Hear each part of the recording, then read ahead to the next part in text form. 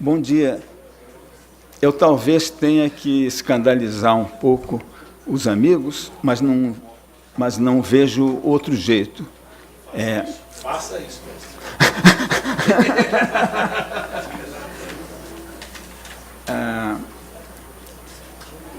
Eu considero que o problema do Brasil é muito antigo. Mas, isso todos dizem, né? Mas eu vou fazer um abatimentozinho, deixar só para os últimos 61 anos, que vão ser completados agora, com o aniversário da derrubada de Getúlio Vargas, né?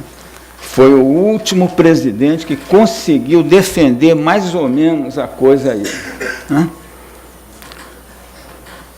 Ele já estava sendo, como é que se diz? Já estava sendo minado, derrubado já em 52, né? Quando ele não conseguiu evitar o acordo militar com os Estados Unidos de 1952, que foi tramado por inimigos que ele colocava dentro do governo dele, né? Por exemplo, está mais ou menos dito no José Augusto, mas há mais coisas que eles não comentam, né? Então, o chefe do Estado-Maior, Góes Monteiro, e o ministro das Relações Exteriores, João Neves da Fonseca, negociaram, ou seja, entregaram pelas costas do ministro do Exército, que era Estilac Leal, que era um general nacionalista, tramaram, negociaram esse acordo militar com os Estados Unidos. E aí, à última hora, o general Estilac Leal ficou sabendo e teve que se demitir, né, porque não é possível, né? E aí o Getúlio começou a perder a base militar, né? O Getúlio, para ter feito vingar o processo dele, que era muito bom, e eu não compartilho aqui de alguns que estão eu não compartilho da admiração por alguns que estão neste crachá, alguns dos quais também eram preferidos pelo sistema de poder mundial, mas isso é só um parêntese. Então, o que aconteceu foi isso, que aí não foi possível manter mais ou menos o projeto do Getúlio, com o qual você poderia, eventualmente, chegar ao desenvolvimento. Então, eu já vou adiantar aqui que me propuseram um tema que eu considero impossível de responder 100%, porque é o seguinte, pergunta-se da situação econômica do Brasil e como poderia ser retomado o desenvolvimento. Então, eu vou explicar ao longo da palestra, rapidinho, que nunca houve desenvolvimento. Para você considerar um período de crescimento do PIB como desenvolvimento, ele tem que estar sustentado numa microeconomia e numa macroeconomia sólidas, ou seja, numa economia e numa infraestrutura sólidas. Não pode ser sob dependência tecnológica e financeira do poder externo, das empresas transnacionais, dos cartéis transnacionais, para os quais a economia não só foi aberta, mas foi oferecida, recebendo subsídios e prêmios tão incríveis que você não entende. Como que economias mundialmente fortes, empresas, cartéis transnacionais, que já dominavam 50 ou 100 mercados no exterior, pelo menos 20 dos quais de dimensão superior à do Brasil, porque é que eles precisavam de subsídios, de prêmios, de vantagens absolutamente escandalosas para virem investir no Brasil. O que aconteceu foi que eles dominaram tudo, e nesses 61 anos o que você tem é um processo continuado de ocupação econômica e financeira estrangeira. Dentro desse quadro, isso aí que o vice-governador França, né, falou aí, que você investe não sei, só na FAPESP, né, Fundação de Pesquisa, você investe mais de 1 bilhão, né, negócio assim, e que isso aí é pouco, não, e que as universidades dão pouca vaga, Não é nada disso. O que acontece no Brasil é que você forma... O que acontece no Brasil é que você forma muito mais gente do que você pode absorver no mercado de trabalho, principalmente no aspecto de profissionais qualificados. Os engenheiros que se formam no Brasil, geralmente, quando fica na profissão, só fica em profissão quase que comercial. O engenheiro não atua em criação de tecnologia, não atua na área dele, geralmente, né, que seja nuclear, mecânica, lá o que for, né, eletrônico. Então, é um processo, é um sistema político, econômico e financeiro inviável. Então, também não tem essa de dizer que vai devagarzinho, vamos no progressivo, porque você está indo na direção do buraco, há 61 anos, para fazer um abatimento. Correto? Então, ou seja, o engenheiro brasileiro ou vai para a lanchonete, gerir uma lanchonete ou um táxi, ou vai para o exterior. Uma pequena minoria vai encontrar emprego aqui. Por quê? Porque a transnacional ela está aqui no Brasil, certo? Ela está aqui no Brasil não para desenvolver tecnologia no Brasil. Opa! O professor prefere falar no microfone assim? Não, está bom aqui. É que eu fico meio entusiasmado, né? Eu só pego para você ficar mais próximo do microfone para poder... Não, esqueci. Se quiser assim... Não, está jóia. Bom, mas então, o seguinte, o que é que uma transnacional quer do Brasil? O que é que o seu Juscelino... Ainda bem que ele também não está ali, né? Assim também já seria um pouco forte, né? Mas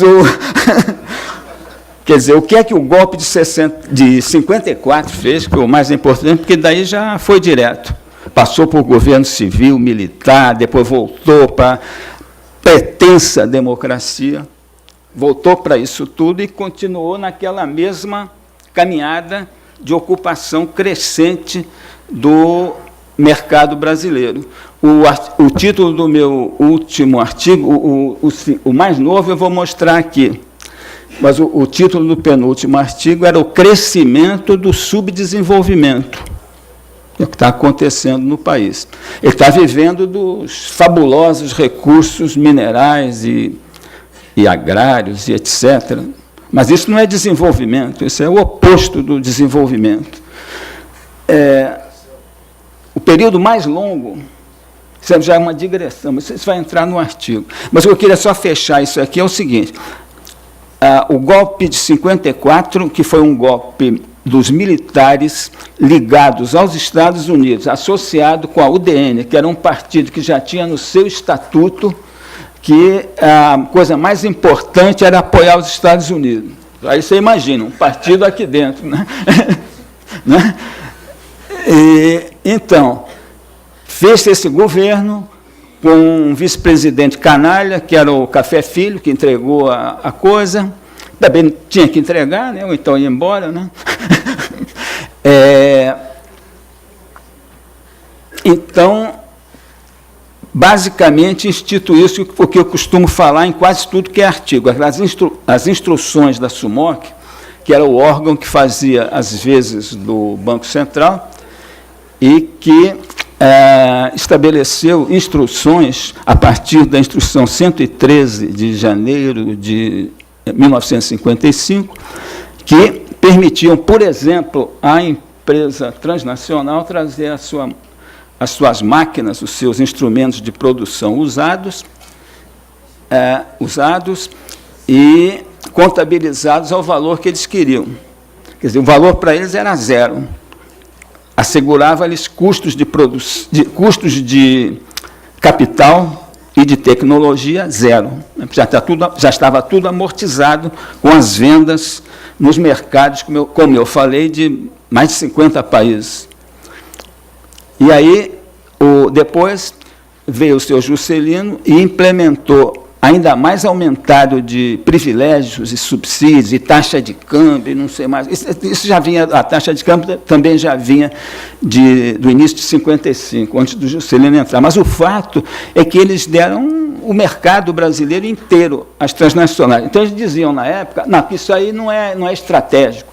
A Petrobras, vamos manter a Petrobras, a estatal, não sei mais o quê. Os próprios militares fizeram investimentos em estatais depois, né? Além dos que já havia, né?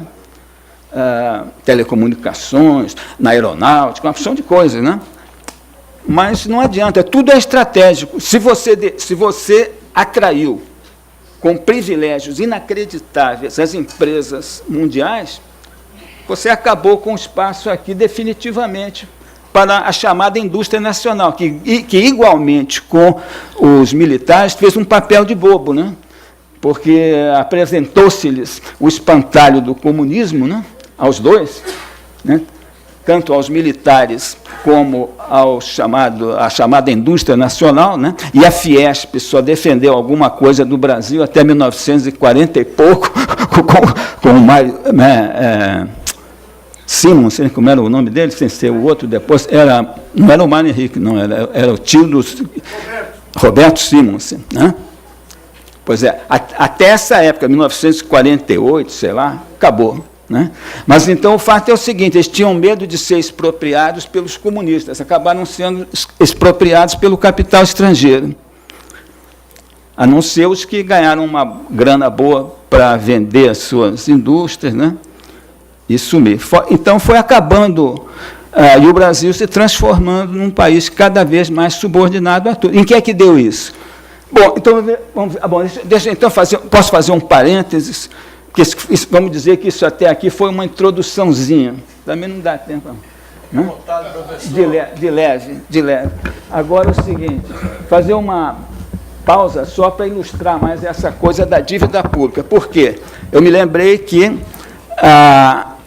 esse modelo do Brasil, que eu estou dizendo que é o mesmo, que já vai sendo agravado desde 54, 55, esse modelo faz o seguinte, ele dá uma apertada na economia, e aí diz que pôs em ordem, pusemos a casa em ordem, né? E aí ele vem com um projeto de desenvolvimento. O Juscelino, com aquela enganação monstruosa, né, de 50 anos de progresso em 5, né? Enterrou o Brasil ali, né? Bom, como é que eu vou dizer? Então, faz-se um período que eles chamam de milagre, né? Aquele do Juscelino e depois dos militares, né? A cada períodozinho de crescimento vem uma queda violenta. Com a estrutura, o que quero repetir é isso, com a estrutura econômica, ou seja, a estrutura das empresas, a estrutura de concorrência ou de concentração, está sacando? Concentração ou concorrência. No caso aqui do Brasil, é cada vez maior concentração e cada vez maior desnacionalização. Com essa estrutura, qualquer período de crescimento acaba dando com os burros na água, termina em inflação e aumento da dívida externa, com os terríveis, enormes déficits nos balanços de transações correntes. Sempre termina desse jeito. É a mesma coisa que aconteceu quando terminou o mandato do Juscelino, caiu Jânio Quadros, saiu adoidado pelo exterior para reestruturar a dívida, e depois dos militares fizeram um aperto e tal, aí resolveram retomar. Olha o Neto, desculpe, olha o título do tema, retomar o desenvolvimento. Os militares também acharam que iam fazer isso. Agora nós vamos dar uma apertada, pôr a casa em ordem, tudo de acordo com o sistema financeiro mundial, regentado pelos Roberto Campos da vida, Otávio Bulhon, aquele negócio. Muito bem. Aí veio o período dos milagres, o período mais longo seguido, com taxa de crescimento acima de 7%, foi o de 68 a 73, uma coisa, foi o período mais longo que houve. Lógico que isso não é desenvolvimento. Desenvolvimento pode ser na China, uns 30 anos, com taxa seguida porque a estrutura aguenta. Se a estrutura for podre, não aguenta muito tempo.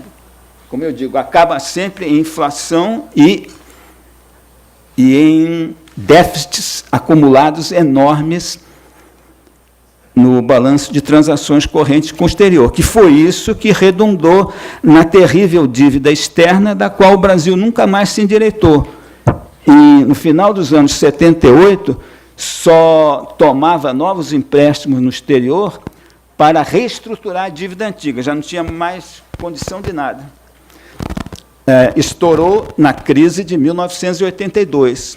E aí nunca teve uma negociação soberana, nunca teve autonomia política para demonstrar as fraudes no aumento indevido da dívida, com as taxas de reestruturação, até tinha taxa até para fazer o pessoal passear e tal, né?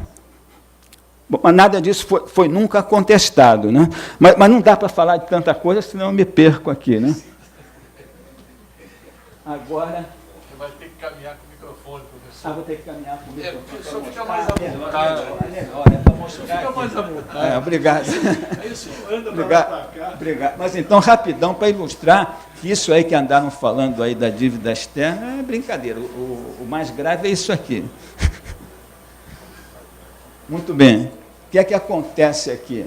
Bom, eu resolvi fazer uma comparação primeiro. Deixa eu ver se eu consigo falar rápido isso, nós não saímos daqui hoje, né? Deixa eu ver aqui. Deixa eu ver uma coisa aqui. Estão vendo ali a linha 6, né? 5, 6, né? Composição em 20 anos, tá lá. Ou seja, vamos começar pela coluna C. 135,9 bilhões de dólares. Isso aí era o saldo de toda a dívida interna do Brasil, porque, na época, aquele assassino da economia brasileira, né, FHC, ainda não tinha assumido nem feito, entre as que ele fez, as que ele fez, ele não tinha feito ainda a federalização das dívidas locais, estaduais, certo?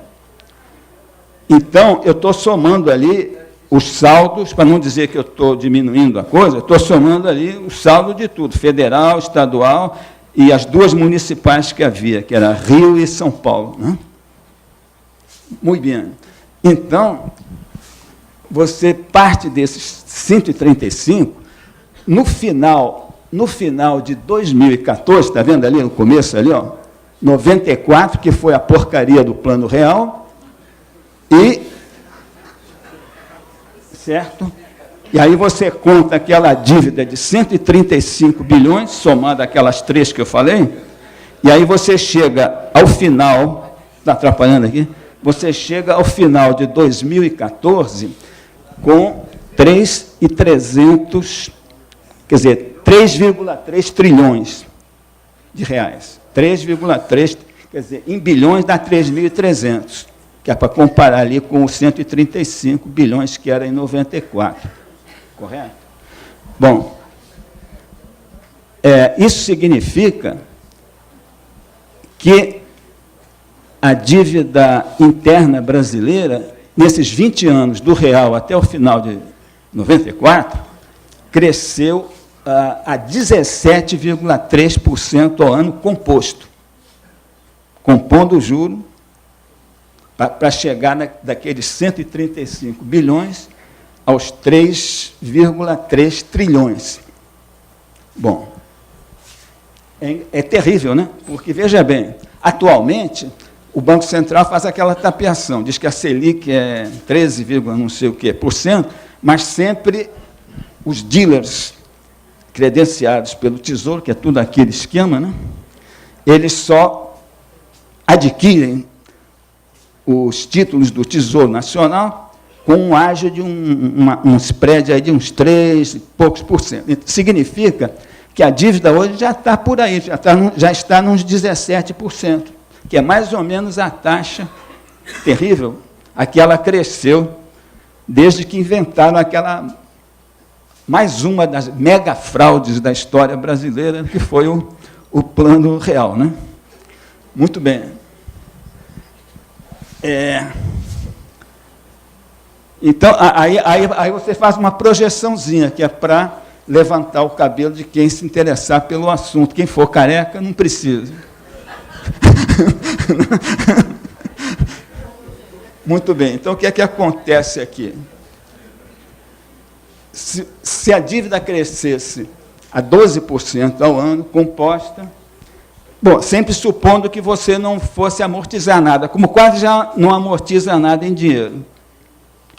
Ou seja, o grosso da dívida, os juros dela são pagos em novos títulos, né?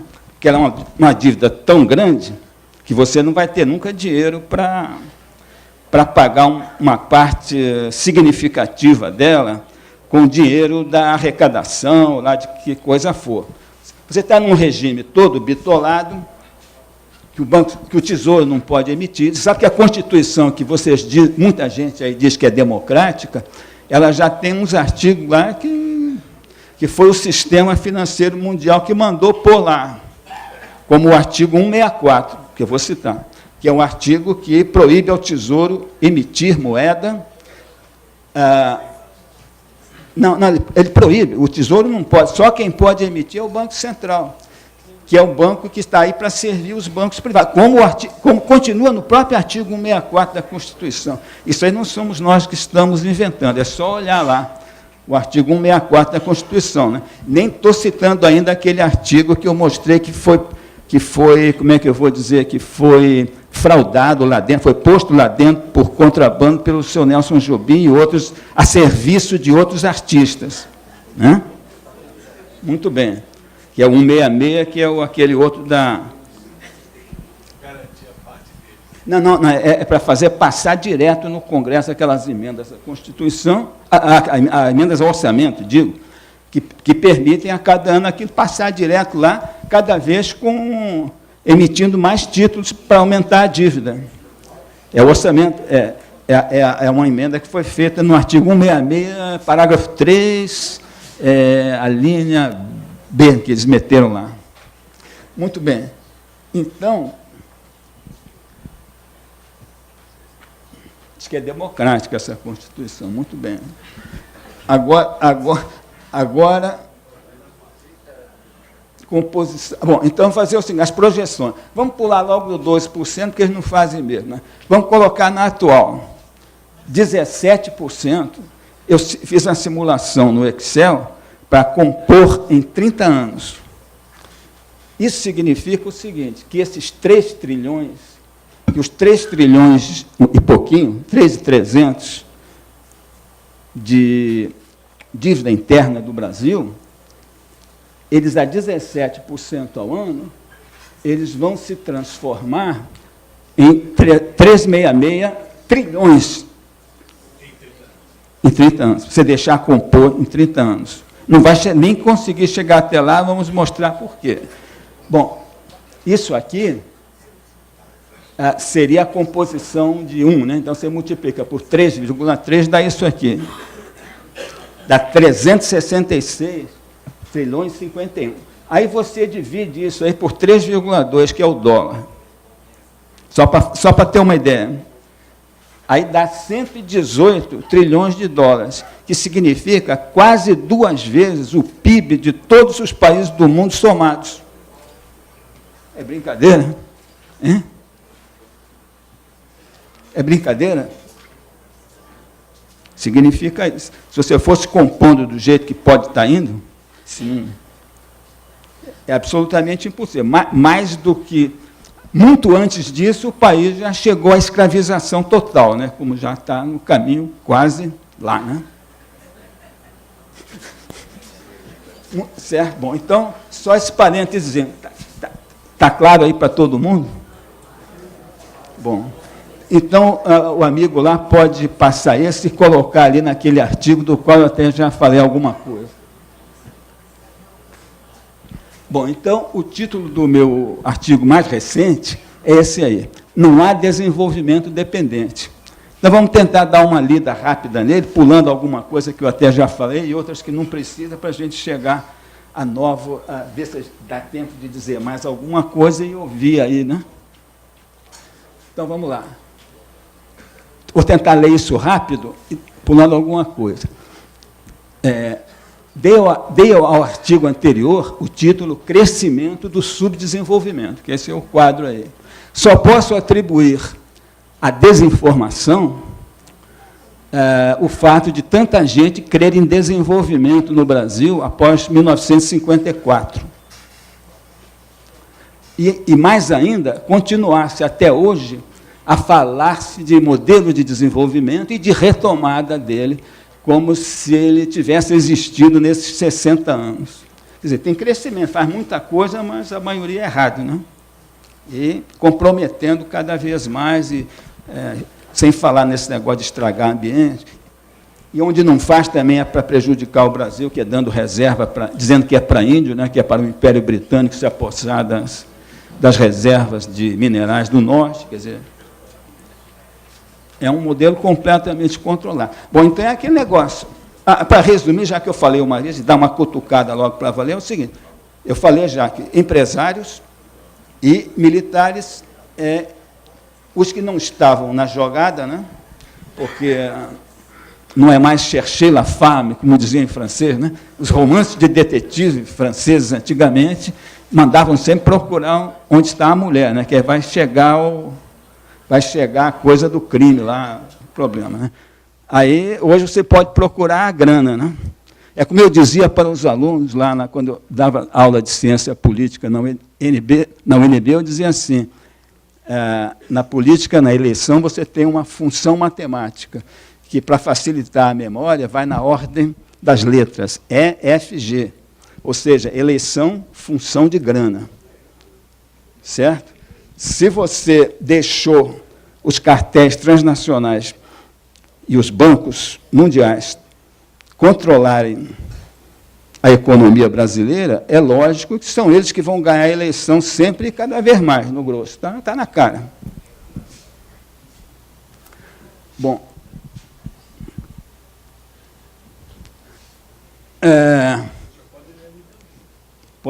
Posso ler ali também, né? Mais fácil, é isso mesmo. Pegar a luz aqui. Bom, então, esse negócio de confundir desenvolvimento e crescimento não faz sentido. Eu digo que é a velha confusão entre os dois termos. Para dizer se um país se desenvolve ou não, basta olhar as estatísticas de crescimento e verificar se taxas expressivas de incremento se mantiveram ininterruptamente durante longos períodos. Aí uns 25 anos, uma coisa assim. Na China foi até mais. E quase todo país que se desenvolveu mesmo teve crescimentos continuados, ou seja, sem aqueles retrocessos e tudo mais. Porque, como eu falei, onde a estrutura está errada, ela não aguenta. Então, aí não precisa eu ler isso tudo, aí porque vai demorar muito, que eu estou mostrando que, na maioria dos períodos, após cada taxa de crescimento, houve quase uma como é que chama? Um revertério, como se diz no Jockey Club, né? Quando o cavalo levou doping e depois passa a não render quase nada.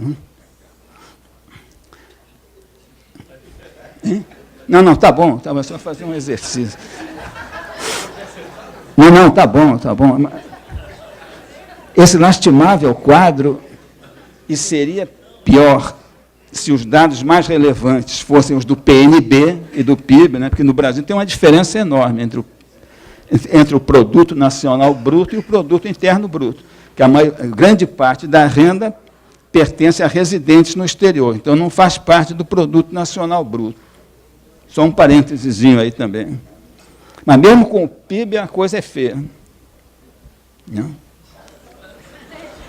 Bom, evidente, portanto, que esse modelo, caracterizado pela crescente ocupação pelo capital estrangeiro de todos os setores da economia, formou péssimas estrutura e infraestrutura econômicas. A lavagem cerebral faz acadêmicos e jornalistas, da direita à esquerda, se regozijarem com os investimentos, entre aspas, estrangeiros, por os julgarem indicadores da vitalidade econômica do país, pensando que se trata de investimentos reais. Subimos um pouquinho? Sobe o texto. Ignoram ou fingem ignorar que esses investimentos provêm, na maior parte, de subsídios públicos e que, em razão das transferências das subsidiárias das transnacionais às suas matrizes, acarretam pesadas perdas líquidas de capital para o país. Na realidade, o valor das remessas de recursos materiais e financeiros ao exterior constituem grandes múltiplos da entrada efetiva de grandes múltiplos, manda muito mais do que faz entrar, devido não só às saídas pela conta de lucros e dividendos, que é a que o pessoal fala, mas, mais ainda, por outras contas do balanço de pagamentos, balanço de transações correntes, principalmente. Aqui não está pegando tudo, não, mas tudo mais. Mas tudo bem. Superfaturamento de importações, aquilo que é tudo conhecido, né? Subfaturamento de exportações, além do... Vocês vão ficar quietos aí, pô?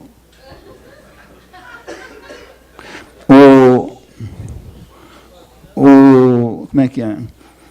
Ora, os governos que se sucederam no Brasil... Bom, assim, isso aqui é importante, desculpe que eu passei aqui.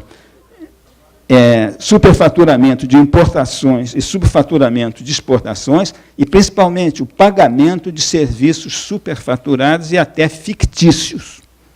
Bom, aí a grana vai embora, né? Vai acumulando os déficits, foi formando as dívidas externas. Aí aquele negócio todo, porque nós passamos, que uma parte acabou virando interna, toda aquela embolação de colocar o Brasil numa rede da qual ele não está se conseguindo desarmar, ou pelo menos pelos que tem sido proposto aí, não. Bom, acuada pela hostilidade dos demais poderes de Estado e de outras instituições, ademais dos meios de comunicação social, a atual presidente viu-se obrigada, diante das crises fiscal e externa, a adotar políticas que degradarão ainda mais a situação econômica e financeira do país. É o tal do ajuste, etc., que é tudo dentro, sem consertar as coisas básicas, né? É sempre mexendo naquela exterioridade, na e agravando. É como o cara vai na medicina aí, que não, né? A medicina comercial, que é a mundial, né? Só para ganhar dinheiro, principalmente para ganhar dinheiro, né? A pessoa vai se intoxicando com remédios, drogas, em vez de curar a doença, proporcionando, assim, mais lucros, no caso, à indústria chamada da saúde, né? Só nos Estados Unidos, esse setor chamado de saúde, que não é de saúde, ele fatura 17% do PIB norte-americano, que dá uns 3 trilhões de dólares. Brasileiro rico vai para aqueles hospitais, o melhor hospital do mundo para tratar de câncer no Texas, em Nova York, Los Angeles, não sei o quê, morre tudo.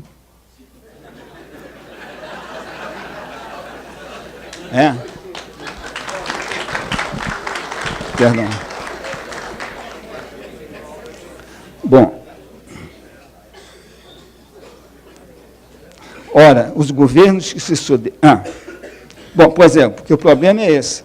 O grande problema foi esse. Os governos que se têm sucedido no Brasil, não estou fazendo exceção nenhuma, nesses 61 anos. Civil, militar, antes, depois, não sei o quê. A grande prioridade deles é não perder as boas graças do sistema financeiro internacional. Nós temos que estar nos dando bem. Não poderíamos nunca suportar uma quase autarquia, o que é falso, né? Mas tudo bem. Claro que sempre há outras coisas a discutir aí, mas vamos deixar por aqui, por enquanto. Agora, bom, então, a senhora Dilma e outros sempre pensaram assim, nós temos que manter o tal do investment grade, né, o grau de investimento, não sei o quê. Agora, eu digo assim, manter o grau de investimento para quê? né? Fica ao bel prazer daquelas agências de risco, né? que nunca alertaram para os maiores riscos sistêmicos do sistema financeiro internacional, né? Só alerta para o que interessa aos donos da coisa, né? Então, significa apenas continuar recebendo esse fluxo de capitais, que está recebendo há muito tempo. Ele recebe, mas manda embora também. Está servindo para quê? Você ficar eu não posso perder de jeito nenhum, como é que chama, os empréstimos externos, que vão cobrir o meu balanço de pagamento, e não sei o quê, e fica nisso a vida toda. E está nisso aí, deteriorando a estrutura e a infraestrutura cada vez mais. Cada vez você desnacionaliza mais, cada vez é aquele negócio que eu digo. Vou citar aqui o professor Bautista Vidal, que vocês conheceram. Ele, como era muito experiente nessa área de tecnologia, ele sempre dizia o seguinte: você jamais desenvolve num país tecnologia se você não tiver empresas no mercado.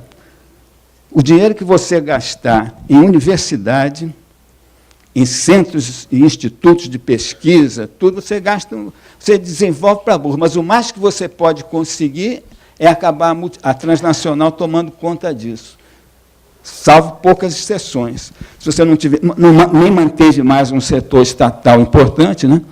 Você vê, quer dizer, a estatal é muito menosprezada, mas a Petrobras desenvolveu grandes tecnologias, a Embraer, aquele negócio de Embratel, a Telebrás. Todas essas empresas estatais não só desenvolveram tecnologias importantes, porque eram empresas brasileiras.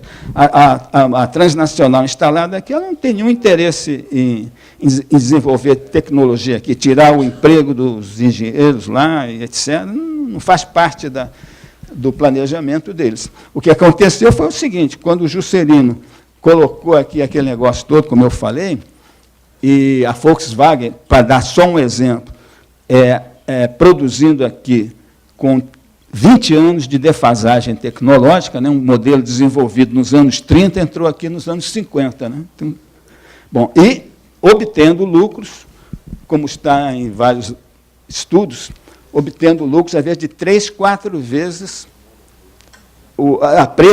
vendendo a preço no mercado interno brasileiro, a preço de 3, 4 vezes o custo real de produção.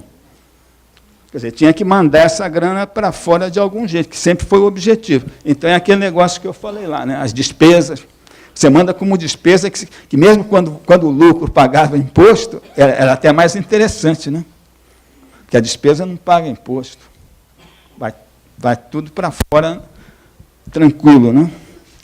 Bom, moral da história: a desnacionalização acarretou, entre outras gracinhas, ou desgraças, para melhor dizer, a desindustrialização. Você caiu de, sei lá, nos anos 80, ainda podia ser mais de 30% a participação da indústria no total do PIB brasileiro. Está caindo aí para, sei lá, 11% ou 12% aí, atualmente. E com tendência a acelerar esse processo, porque isso nunca termina, é um processo continuado. É aquele negócio: você conquistou é como uma invasão. Você conquistou uma praça, você nunca para nela, vai sempre para a seguinte. Então, o que está acabando o que está faltando agora é o que eles estão fazendo, né? Atacando a Petrobras e os tais dos empreiteiros que, mal ou bem, desenvolveram tecnologias importantes, não só nos trabalhos junto à Petrobras, mas também em vários outros setores, porque eles se tornaram conglomerados, são importantes na eletrônica para uso militar e várias coisas desse tipo. Então, já dá para entender, né? Já dá para entender esse quadro aí, né? Daquele senhor Moro lá e outros elementos lá. Todo mundo aí apertando o cerco, né? Todo mundo aí apertando o cerco em cima dos últimos bastiões da indústria nacional, os últimos. Onde pode ser que ainda tenha alguma coisinha, embora todo mundo aí... Bom, então desnacionalização, não se podia falar mais. Bom, está tendo tempo ainda? Não? Tem 5 minutos para dar uma arredondada aí. Tá bom. Como mostrei no artigo anterior, as crises econômico-financeiras são recorrentes, por terem causa estrutural, e é justamente a estrutura econômica que costuma ser deteriorada em consequência da política econômica que se diz anticrise. A descombater a crise. Então, o que fazer?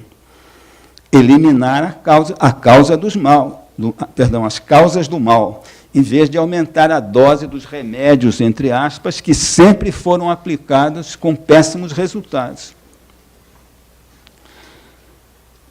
Para sobreviver como país, é imprescindível construir uma economia competitiva, o que exige sua nacionalização, pois o interesse das transnacionais é importar matérias-primas essenciais do Brasil, né? E vender os insumos importados para cá, pelo Brasil, a preços absurdos, né? Bom, então, ela inviabiliza o desenvolvimento de tecnologias que pudessem competir com aquelas das quais as transnacionais são proprietárias. São indispensáveis infraestruturas de energia, transporte, baseadas em recursos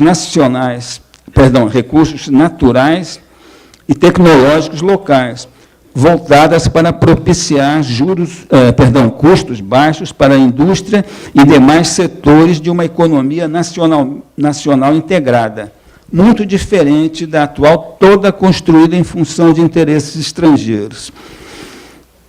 A economia deve ter espaços abertos a empresas privadas, médias e pequenas. Aliás, um grande papel das estatais foi viabilizar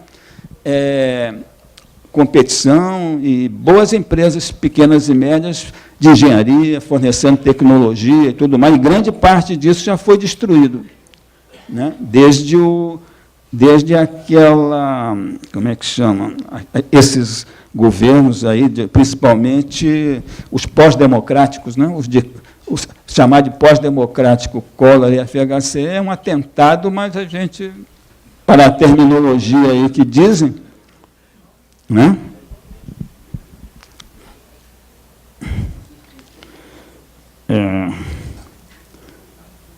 Bom, então é isso. Já está finalizando, está vendo?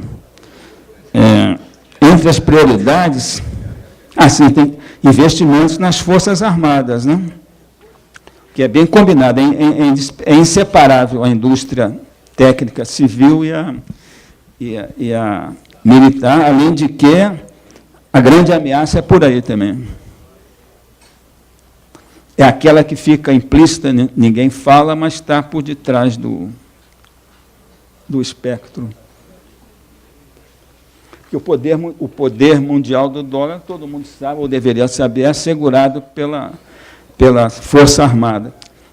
Estamos num momento em que talvez Rússia e China começam a estabelecer algum equilíbrio de poder que havia sido totalmente rompido, mais ou menos aí por 1990, período após o qual, em todos os campos, financeiro, militar e tudo, houve um abuso de poder dos Estados Unidos, a ponto de que o dólar conseguiu se manter valorizado sem fundamento econômico nenhum para isso, só pela imposição desse império que os bancos têm de poder emitir dinheiro, né, à vontade, e tudo isso sustentado pela força militar. Mas, então, temos que situar no quadro do poder. Não adianta ficar falando de poder, esse negócio de, não sei o quê, democracia, eu votei, não sei o quê, ele não está fazendo, né? É mais um sinal da deterioração e do enfraquecimento do sistema político no Brasil. Que o juiz da Vara Federal no Paraná esteja exercendo seletiva e a miúde, injustificadamente, o que resta de empresas nacionais de grande porte, dotadas de tecnologias competitivas e prejudicando a atividade da Petrobras. Isso é só para ilustrar aqui com uma coisa forte do momento. Tenho a impressão que... Muito bem, professor.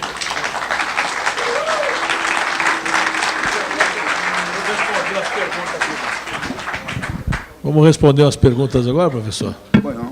O senhor quer tomar uma aguinha? Deixa eu pegar para o senhor aqui. Não, tá bom. Pode ficar assim, deixa uma aguinha para depois, é Melhor? Então, você precisa pegar o microfone de novo, porque o Ismael de Souza, parabéns pela brilhante palestra, ele faz a pergunta: por que retirar recurso dos aposentados, vírgula, da saúde e da educação, e esse ajuste de 70 bilhões e muito pouco diante do PIB de mais de 1,5 trilhões, desculpe. Para sair da crise atual, não é um equívoco político essa estratégia? Bom, como eu tentei dizer aqui, né? Como eu tentei dizer aqui, o sistema político e econômico que você tem no Brasil é um gerador permanente de crises, e crises cada vez maiores, cada vez de dimensões maiores.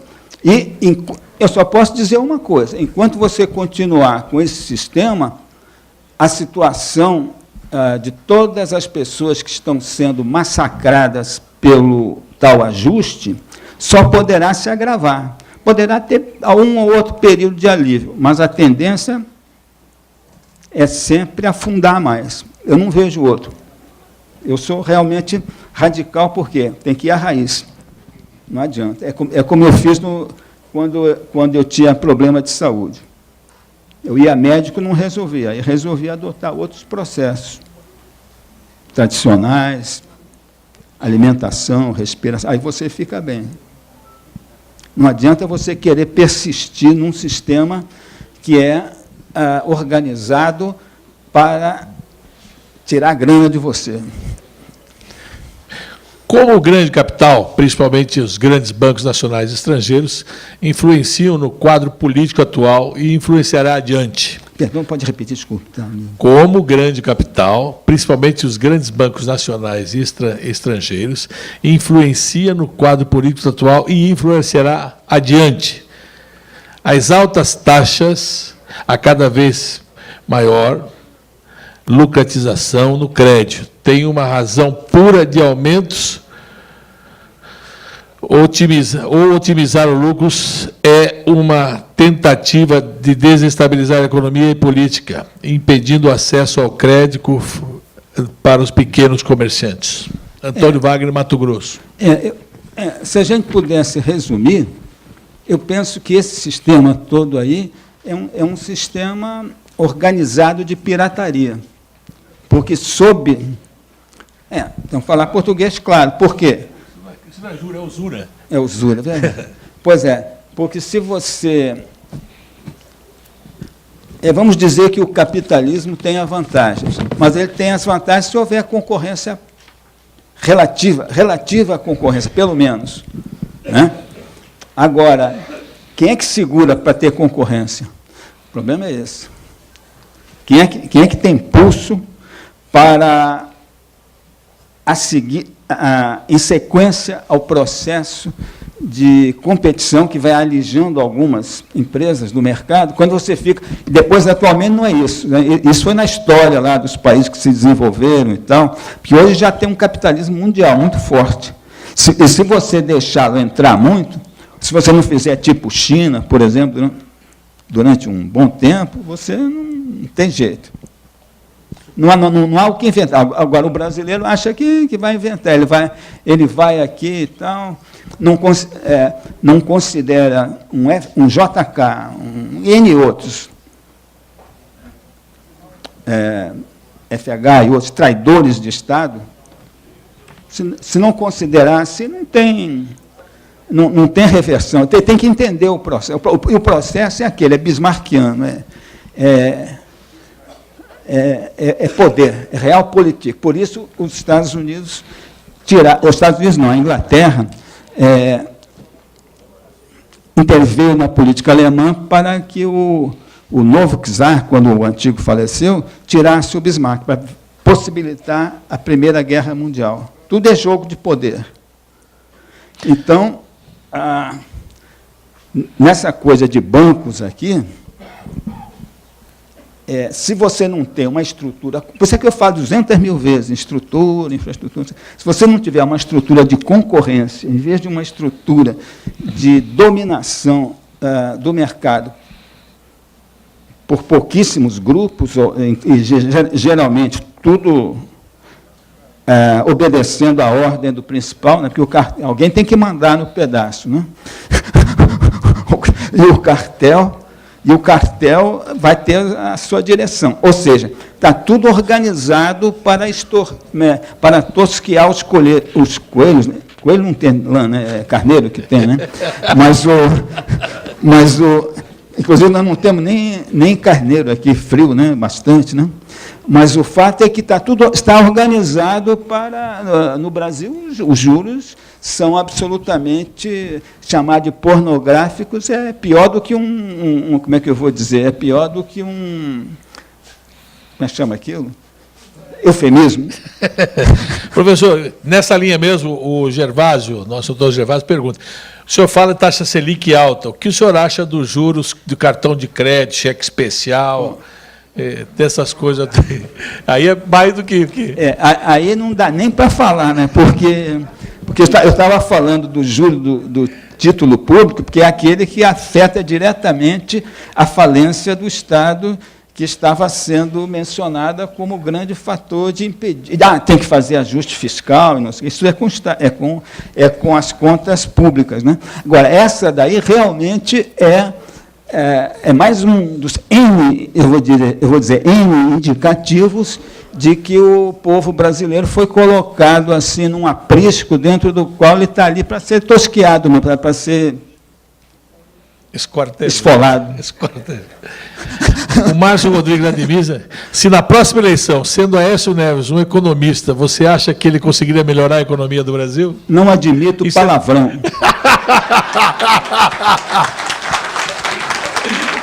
Muito bem, professor.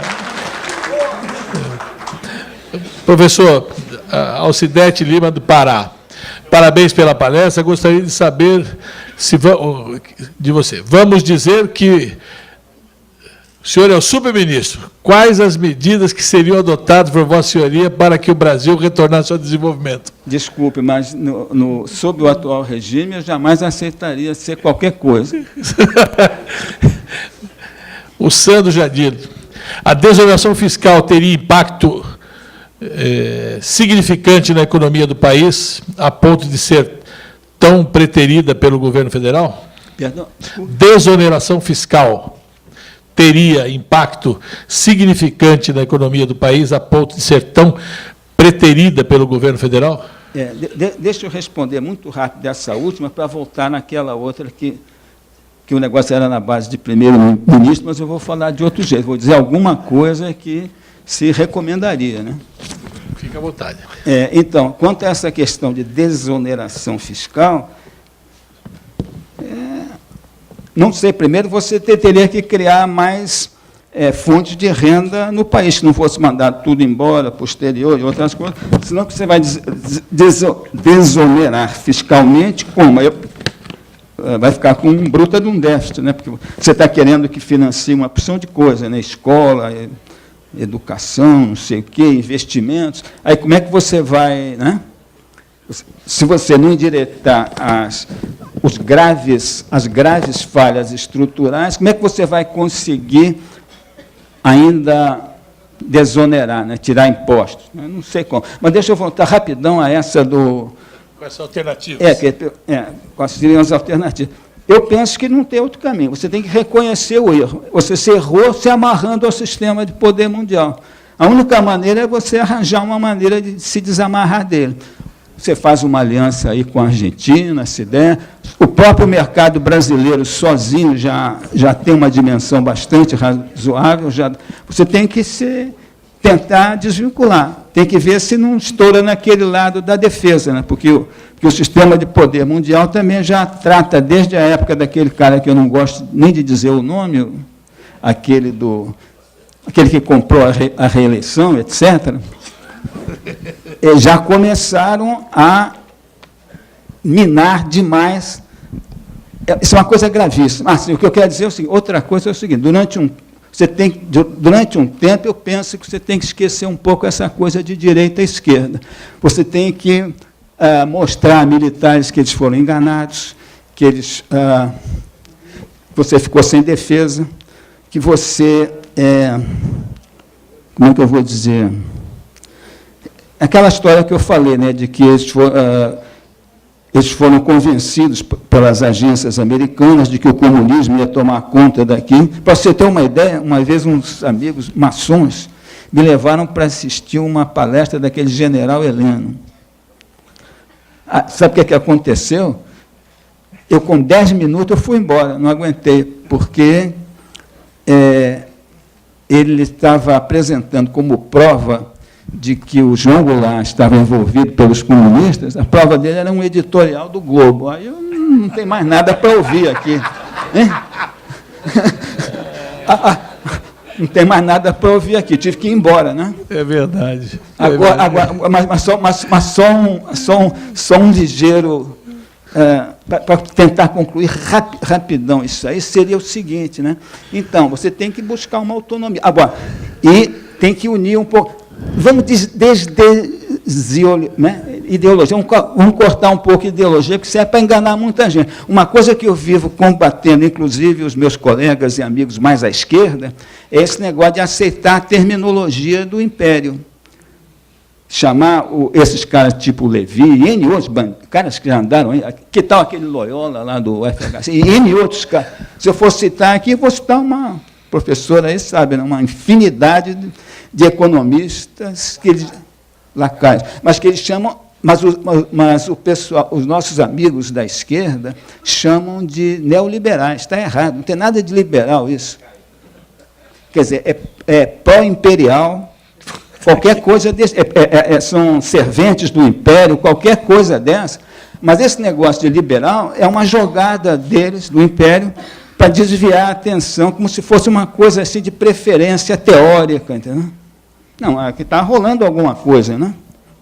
Não é uma discussão teórica, né? Liberal, sou contra a intervenção do Estado. Não, eles são altamente intervencionistas. O que é mais intervenção do Estado do que essas taxas Selic, que nem são as Selic, são muito mais, né? Porque ainda tem os tais dealers e tal, não sei o quê, né? É de todo tipo. Eles intervêm contra a sociedade, né? Você formava antigamente, tinha aquela discussão, quando eu era, sei lá, 80 anos, eu era estudante de Direito, eles discutiam lá na faculdade, não, porque o liberal é contra a intervenção do Estado, não sei o quê, mas é porque, naquela época, você estava no contexto que a intervenção do Estado seria pró-sociedade, seria naquele contexto, né, do welfare state, não sei o quê. Mas, então, eles criaram um sistema, dizendo-se neoliberais, em que a intervenção existe, só que ela é contra a sociedade. Inverteu, né? Inverteu, mas liberal não é, nem neoliberal. E o pessoal vai nessa conversa. Então, nós teríamos que limpar a cabeça de muita gente que foi lavada cerebralmente, inclusive os militares, empresários. Eles ajudaram na coisa da repressão, né? Achando que iam ser expropriados pelos comunistas, né? Acabou a indústria nacional, né? Então, é isso aí. Quer dizer, então, você tem que procurar um negócio mais ou menos autônomo. Você pode criar... Você não precisa de divisa estrangeira para a maioria das coisas. O que precisar, contrabandeia. Sempre tem uma maneira, sempre tem um agente lá no... Sempre lá no...